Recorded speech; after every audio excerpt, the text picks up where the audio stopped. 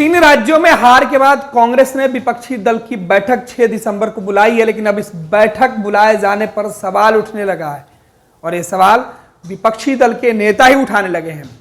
दरअसल कांग्रेस ने जिस तरीके से अपने अहंकार की वजह से विपक्षी दल को 3 राज्यों के जो विधानसभा चुनाव संपन्न हुए हैं उनमें उनको पूछा तक नहीं, और अब जब हार हो गई तो विपक्षी दल के नेताओं को बुलाया जा रहा है। इस पर सबसे पहले जेडीयू ने सवाल उठाया, समाजवादी पार्टी ने सवाल उठाया और अब धीरे धीरे गठबंधन के अंदर जितनी भी पार्टियां हैं उनके नेता सवाल उठाने लगे हैं।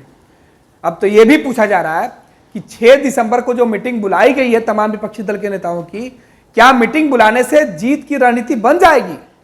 जब भी जीतने का मौका होता है उस वक्त तो कांग्रेस अलग चली जाती है, सहयोगियों को पूछती तक नहीं है, उनकी बात नहीं सुनती है। और अब जब 3 राज्यों में शिकस्त मिली है, बुरी तरीके से हार हुई है कांग्रेस की, तब कांग्रेस को याद आता है तमाम विपक्ष के नेताओं की।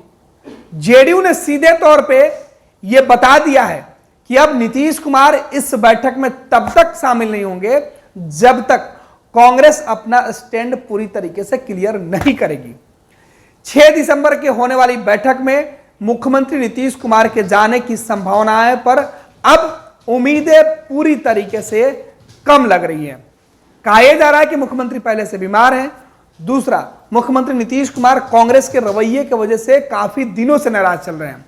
जिस तरीके से नीतीश कुमार ने कहा था कि कांग्रेस को पहले बैठक करनी चाहिए थी, बैठक में तमाम चीजें तय करनी चाहिए थी, और मुख्यमंत्री हर बार जब भी उनसे सवाल पूछा गया तो उन्होंने कहा कि वो पूरी मजबूती से कांग्रेस पार्टी की अगुवाई में विपक्ष की एकजुटता चाहते हैं। लेकिन कांग्रेस के नेता खुद चुनाव में व्यस्त हैं।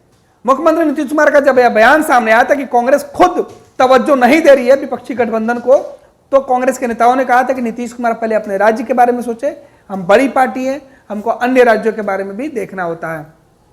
फिर बात यह हुई कि 5 राज्यों के जो चुनाव चल रहे थे, चुनाव संपन्न होने के बाद कांग्रेस पार्टी बैठक बुलाएगी, लेकिन 3 राज्यों में मिली हार के बाद कांग्रेस को उसी दिन विपक्ष याद आई और अब बैठक के लिए आनन फानन में जो तारीखें तय की गई है उस तारीख पर भी सवाल उठने लगा। समाजवादी पार्टी, जेडीयू के राष्ट्रीय प्रवक्ता केसी त्यागी और अब प्रदेश के प्रवक्ता भी सवाल उठाने लगे हैं। नीरज कुमार जो जेडीयू के मुख्य प्रवक्ता है बिहार में, उन्होंने कहा है कि मीटिंग बुला लेने से कांग्रेस पार्टी यह नहीं तय कर पाएगी कि जीत का लक्ष्य बन जाए। मीटिंग बुलाने से पहले कांग्रेस को यह सोचना चाहिए था कि जो उनके सहयोगी राज्यों में क्षेत्रीय पार्टी के नेता है या क्षेत्रीय दल है उनको सम्मान देना होगा, उनको उनका अधिकार देना होगा, उनकी बातें सुननी होगी, समझनी होगी और उनको उसके हिसाब से उस राज्य में चुनावी रणनीति बनाना होगा। लेकिन हाल के दिनों में कांग्रेस जिस तरीके से गुमराह हो रही है, कांग्रेस जिस खुशफहमी में जीने लगी है, कांग्रेस जिस घमंड में जीने लगी है, इसका नतीजा यही है कि वो क्षेत्रीय दलों को, उनकी ताकत को बिल्कुल कमजोर समझ रहे हैं। और खमियाजा है कि आप अकेले अपने दम पर चुनाव लड़ने की बात करते हैं और चुनाव में जीती हुई सीटें आप हार जाते हैं। जिस जगह पर आपको जीतने की ज्यादा गुंजाइश दिख रही थी, आप उन जगहों पर भी चुनाव हार गए हैं। अब जेडीयू ने जो सवाल उठाया है, जो अन्य राजनीतिक दल के नेता जो सवाल उठा रहे हैं, वो कांग्रेस को सीधे तौर पर कटघरे में खड़ा कर रहे हैं। उनका कहना है कि कांग्रेस पार्टी आखिर क्यों नहीं अन्य चुनावों में सहयोगी दलों का साथ लिया। लोकसभा चुनाव जीतने की बात करते हैं, नरेंद्र मोदी से टकराने की बात करते हैं, भाजपा के विजय रथ को रोकने की बात करते हैं, तब केवल आपको विपक्ष की याद आती है, दूसरे नेताओं की याद आती है। लेकिन जब कांग्रेस को लगता है कि कुछ राज्यों में या कुछ जगहों पर उनको सफलता मिल सकती है तो वो क्रेडिट लेने के लिए अकेले चले जाते हैं, अपने जिद पर आ जाते हैं, दूसरों को छोड़ देते हैं। यानी नीतीश कुमार इस बात से नाराज दिख रहा है और अब उनकी नाराजगी का आलम है कि उनके प्रवक्ता खुलकर कांग्रेस को नसीहत देने लगे हैं। कांग्रेस पार्टी को जिस तरीके से जेडीयू की तरफ से नसीहत मिल रही है, समाजवादी पार्टी की तरफ से नसीहत मिल रही है, वो बता रहा है कि कांग्रेस के अड़ियल रवैये की वजह से गठबंधन के अंदर शामिल तमाम 26-27 जो दल हैं, जो मजबूती से कांग्रेस के साथ खड़े थे, वो अब उनके साथ उतनी मजबूती से नहीं है। उनका भरोसा अब कांग्रेस पार्टी जीतने में सफल नहीं हो रही है। और अब जब कांग्रेस पार्टी के जो राष्ट्रीय अध्यक्ष है मल्लिकार्जुन खड़गे ने सभी राजनीतिक दल के नेताओं को फोन करके आनन फानन में 6 दिसंबर को दिल्ली में बैठक बुलाई, तो इस बैठक में जाने से पहले अब ये नेता कह रहे हैं कि यहाँ पे मीटिंग कर लेने से यह तय नहीं होने वाला है कि आप 2024 के चुनाव जीत जाइएगा और उसमें आप सहयोगी दलों को कितनी हिस्सेदारी दीजिएगा। पहले आपको यह तय करना होगा कि सहयोगी जो दल हैं उनको कितना सम्मान दिया जाएगा, फिर मीटिंग का सिलसिला शुरू होगा। एक मीटिंग बुलाने के बाद आप दूसरे मीटिंग के लिए कोई पहल नहीं करते हैं, आप अपने मन मुताबिक काम करते हैं, ये छोड़ना होगा। ये जिद, ये अहंकार आपको छोड़ना होगा। आपको हर समय पर सहयोगी दलों के साथ मिलकर तालमेल करना होगा, उनसे राष्ट्रीय मुद्दे पर बात करनी होगी, आपको क्षेत्रीय मुद्दे की जानकारी रखनी होगी। तब जाके नरेंद्र मोदी के खिलाफ जो गठबंधन की रूपरेखा तैयार हुई है वो मजबूत हो पाएगा।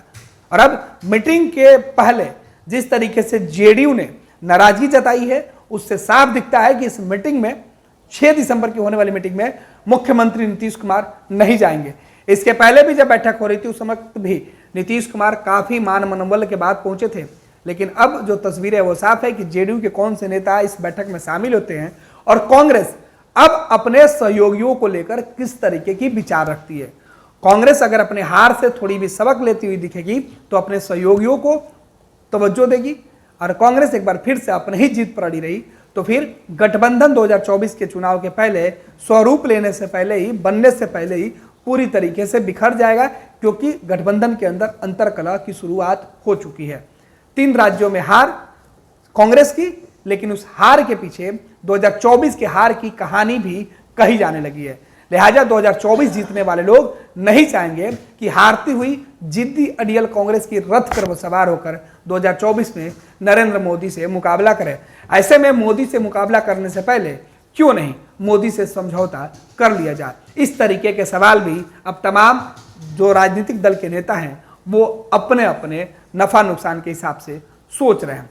जाहिर सी बात है, अगर 24 के पहले जो गठबंधन बना था उसमें से किसी भी नेता का मन डोलता है, इरादा बदलता है और वो फिर से बीजेपी के साथ जाने के लिए तैयार हो जाते हैं।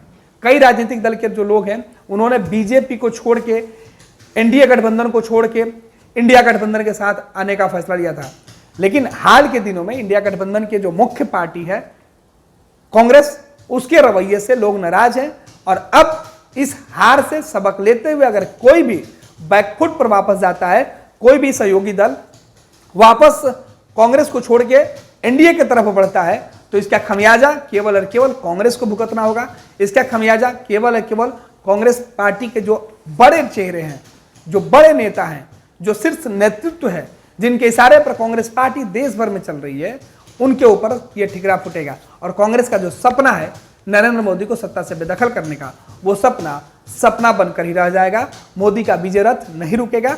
और यही बात सहयोगी जो पार्टियां हैं जो कांग्रेस को अन्य राज्यों में समर्थन दे रही हैं या लोकसभा के चुनाव में समर्थन देने की बातें कर रही हैं, वो कांग्रेस को बताने पर तुली हुई हैं। देखना है कि अब सहयोगियों की बात सुनकर कांग्रेस किस तरीके के फैसले लेती है। मीटिंग का दौर शुरू होगा या मीटिंग से यह फैसले अंत की तरफ चला जाएगा। पैनोरमा ग्रुप, जो सोचता है वो करता है। ये लो मुंह मीठा करो, आज मैंने अपना जॉब छोड़ दिया, अब हम पूर्णिया वापस जाएंगे। जॉब छोड़ दिया है? मतलब ये घर कैसे चलेगा? हम करेंगे क्या? और माँ बाबूजी क्या बोलेंगे? इसलिए मैं एक और मिठाई का डब्बा लाया। अपने बिजनेस के लिए लोन अप्रूव हो गया। अरे लोन अप्रूव हो गया वो तो ठीक है, लेकिन पूर्णिया में हम रहेंगे कहाँ? अपना घर भी तो नहीं है वहां। इसलिए तो एक और मिठाई का डब्बा अलग से लाया हूं। हमने पूर्णिया में घर ले लिया है, पूर्णिया के ई होम्स पैनोरमा में। पूर्णिया में पैनोरमा ग्रुप लेकर आए हैं ई होम्स पैनोरमा।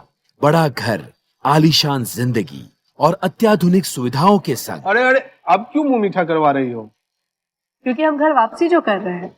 घर वापसी की खुशी पूर्णिया में ई होम्स पैनोरमा के संग। E Homes Panorama, luxurious lifestyle redefined.